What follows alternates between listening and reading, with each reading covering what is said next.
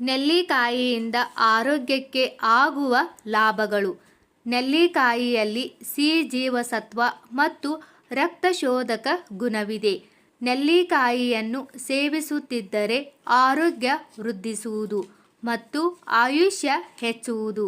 ಪ್ರತಿದಿನ ಬೆಳಿಗ್ಗೆ 1 ಚಮಚ ನೆಲ್ಲಿಕಾಯಿ ರಸವನ್ನು ಅಷ್ಟೇ ಪ್ರಮಾಣದ ಜೇನುತುಪ್ಪದೊಂದಿಗೆ ಸೇವಿಸುವುದರಿಂದ ಜೀವಸತ್ವದ ಕೊರತೆಯಿಂದ ಉಂಟಾಗಬಹುದಾದ ಯಾವುದೇ ರೋಗವೂ ಸಹ ಸಂಪೂರ್ಣವಾಗಿ ಗುಣವಾಗುವುದು. ಸಿ ಜೀವಸತ್ವದ ಕೊರತೆಯಿಂದ ನರಳುವವರು ಪ್ರತಿದಿನ ಬೆಳಿಗ್ಗೆ 1 ಚಮಚ ನೆಲ್ಲಿಕಾಯಿ ರಸವನ್ನು ಜೇನುತುಪ್ಪದೊಂದಿಗೆ ಸೇವಿಸುತ್ತಾ ಬಂದರೆ ಜೀವಸತ್ವದ ಕೊರತೆಯಿಂದ ತಲೆದೋರುವ ರೋಗಗಳು ಸಂಪೂರ್ಣವಾಗಿ ಗುಣವಾಗುವುದು.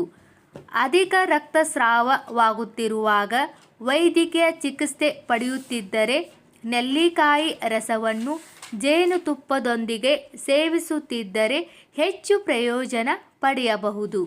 ಮೆದುಳಿಗೆ ಸಂಬಂಧಿಸಿದ ರೋಗಗಳಲ್ಲಿ ನೆಲ್ಲಿಕಾಯಿಯಿಂದ ತಯಾರಿಸಿದ ಯಾವುದೇ ಆಹಾರವಾಗಲಿ ಅದು ಉತ್ತಮ ಕಷಾಯದಂತೆ ವರ್ತಿಸುತ್ತದೆ.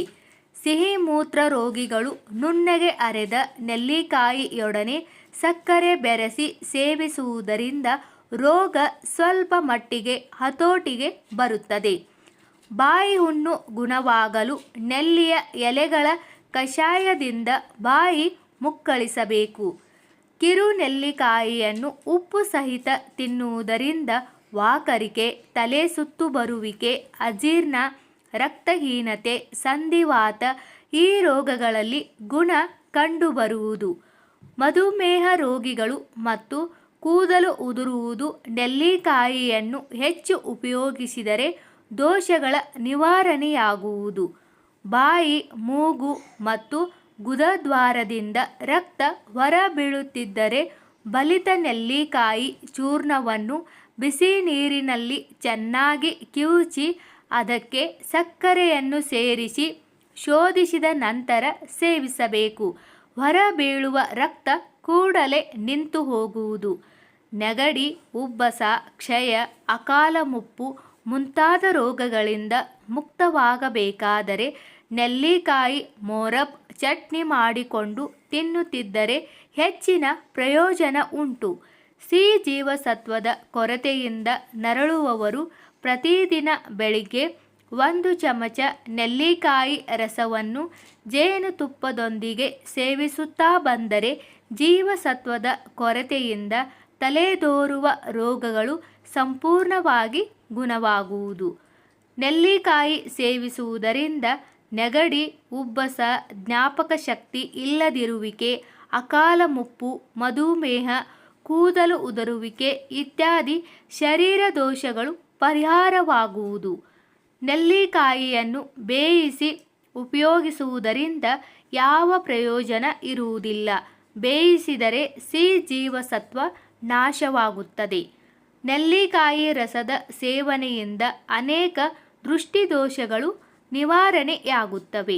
ನೆಲ್ಲಿಕಾಯಿಯನ್ನು ತೈಲದೊಡನೆ ಬೆರೆಸಿ ತಲೆಗೆ ಹಚ್ಚಿಕೊಂಡರೆ ಕೂದಲು ಉದುರುವುದಿಲ್ಲ ಮತ್ತು ಕೂದಲು ಬೆಳವಣಿಗೆಗೆ ಸಹಾಯಕವಾಗುತ್ತದೆ.